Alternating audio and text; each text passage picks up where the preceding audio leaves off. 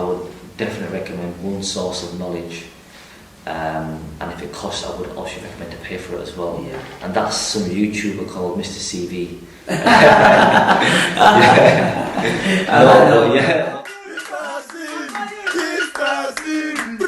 It's your boy MrCV back. I'm back with another one again. This time, I've got something very special for you. I've got someone that's actually a head teacher in the school. How many young people do you know that are actually head teachers in schools? I don't know many, and I'm sure you don't know many. I met this person while doing my teacher training, and from the first day I met this guy, it was as if it was love at first sight. This is something that you can strive and get to, and if you can get to it, I'm sure you can. Before we talk about his head teaching journey, or head teaching CV, as I like to call it, we need to get to know him a bit. So tell us what you do, who you are, and so that everyone else can know about it as well. So I get asked the question a lot about what I do, and my answer is always whatever it takes. And that's my motto in life. I do whatever it takes to get to where I want to be. I'm a director of 2 businesses. I'm a head teacher, as you already know, of a supplementary school, and I'm also an operations manager at a charity based in Leeds as well. On top of that, I'm also a founder of a charity. At the Hamara Centre in Beeston, they're making up cultural food parcels for all the diverse communities across Leeds. There's been no sport in this hall since the pandemic started. Instead, they're seeing more families asking for help every week. It could be that their partner has been laid off jobs. They could be on 0-hour contracts previously as well, as cleaners, as security workers. So during the pandemic, their work has totally stopped. With all these things you do, operations manager, head teacher, charity worker, I forgot the rest now. It's loads. How do you time manage? Again, it's something that I get asked a lot, and again, I'm going to throw a lot of cliche slogans in that conversation today. But you know that the saying is, if you fail to plan, you're planning to fail. On a Thursday, I'm writing out my weekly plan for the following week to ensure that I get what I need to get done achieved in that following week. One of the things that I've learned to do over the last couple of months is waking up before everybody else. My alarm goes off around about 4:15 every single morning. And that's to allow me to start my day correct. There's a bit of a cliche slogan with the people that wake up 2 hours before everybody else. It equates to a month over a year. Tell us your current role and how you got into your current role. I met a head teacher of the supplementary school that I'm heading in now. Yeah.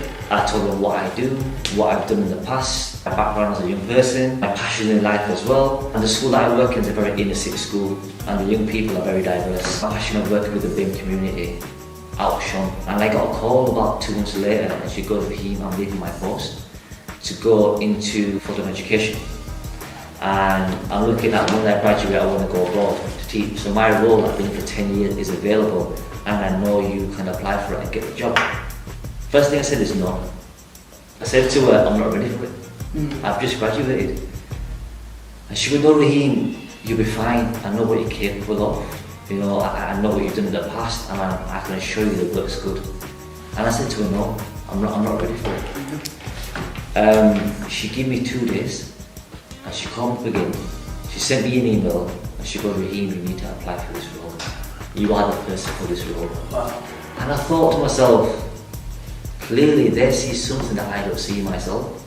And again, that was me self-doubting myself. So I applied for it, went for the interview, and I got it straight away. At that point, I realised again that you will only achieve what you want to achieve in life. And in terms of the qualities of being a head teacher, what qualities do you need? I think another probably the biggest quality is people skills. You have to be able to know how people operate. There's a book that I would recommend anybody to read. It's called How to Win Friends and Influence People. Dale Carnegie. That book tells you about how you speak to people. Again, how you ask them to do certain things, the way you do it. All these things are very important in regards to a leadership role. And these are things that I was not born with. You have to learn these things. So I think people skills is the number one, or maybe the only thing as well, because you're communicating with stakeholders, local authorities, young people, pupils, parents, staff members. A lot of people, everyone has different ways of communicating with them. And it's key to know how you communicate with different people at different times. Again, with you having a bit of a leadership role as well, you have to understand that there's a difference between a manager and a leader. I don't see myself as a manager. As a leader, you are always providing support to the pack from behind and not from the front. So even though you put in most of the work, you know, you're providing your staff members with the tools to achieve their goals in life. You know, managers like to be ahead and in front, and I'm the guy who's doing all this, but with myself, I like to sit back and let my staff members flourish. When you go to a lot of these management meetings, do you feel like they look down on you due to your age? Totally. Initially, yes. But again, it's how you present yourself in a room full of people, and again, it's something you can learn if you don't have that skill. Yeah. I attend supplementary school head teaching meetings every term. Yeah. I attend meetings with the local authorities, and my age has always been something that I thought, I'm the youngest person in this room. That's what it is, yeah. And when you walk into the room, people are like, wait a minute, who is this person sitting in this room with us? How do you know your business you're in? Mm. And that's key. Know what you're talking about. It got to a point where I was attending these meetings, I was co-hosting them with the authorities. Wow. So I got to a point where I had to do a presentation on the way I delivered a parent workshop. It was so good that they wanted me to go into every single school and teach these teachers how to do it. It's all about your research, and in the field that you're in, you need to know what you're talking about, because if you don't, you're not going to be confident. If you're not going to be confident, then they're going to see you as somebody who's very inexperienced and really not relevant in that building as well. Again, people skills. I want to go back to it. People skills, knowing how you communicate with people, knowing how you present yourself in a room as well. Guys, work on your self-development. How do you manage people itself? Or how could people learn to manage people? I'm known to be a person who's very softly spoken, who's patient. If I listen to them two traits of mine, you don't think I can be a leader or manage people. It's the total opposite. And again, it's how you speak to people. As a manager, in my both roles as a head teacher as well as an ops manager as well, never the person to give direct orders. Never have I even tried that avenue. It's just not in me. It's just ensuring that people feel empowered in the decisions they're making themselves. So simple things like, you know what you want, you know what you have to do to achieve that, but it's about getting the team involved in that decision as well. You put out a problem to staff members, you ask for their opinion on things. As soon as you get your answer that you want to hear, do you know what? You're right.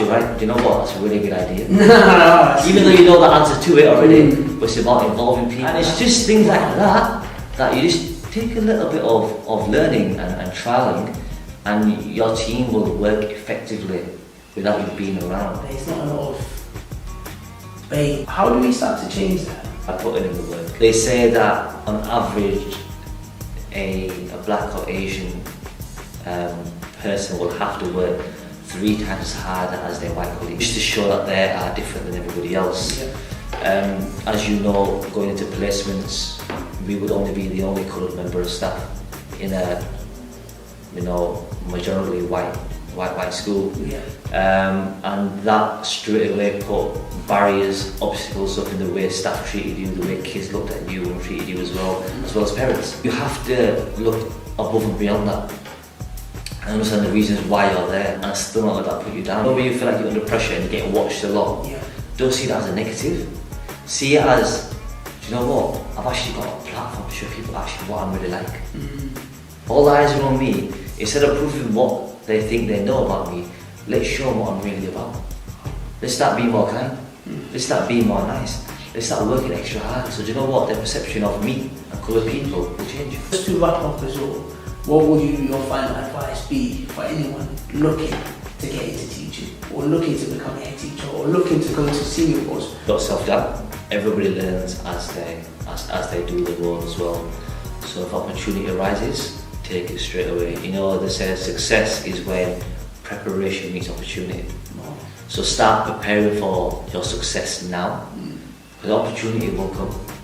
You need to be prepared for the opportunity. So start working on yourself now. When that time comes, you're ready for it. Every interview I go to, I'm just like, wow. I leave the room and I'm amazed. Yeah, it's the knowledge. I don't know what these people eat before I interview them. We do need this difference because people need to start seeing us differently. We need to start changing the perception of ourselves. And now that you've become a head teacher, that might be something I might look into. Thanks very much for watching, and obviously your boy MrCV, always coming out with different content, always coming out with something new. But most importantly, it's for you to be able to see these people and see how you can be inspired from it. Because you could be the next head teacher, who knows? You could be the next teacher, you could be the next president, prime minister. But you need to start working hard for your success now, so that when it comes, you're ready to grab the opportunity. It's your boy MrCV. Have a nice day. And keep liking, sharing. Hala.